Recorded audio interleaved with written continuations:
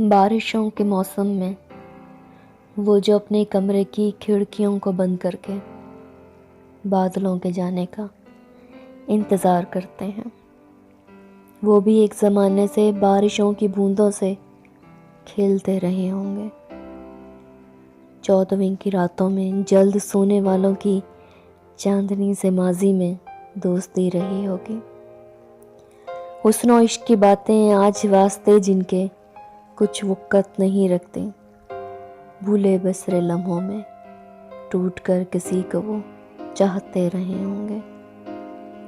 वो जो अपने घर पर भी आँख नम नहीं करते, कल किसी की खातिर वो खूब रो चुके होंगे, दर्द आशना होकर अश्क खो चुके होंगे।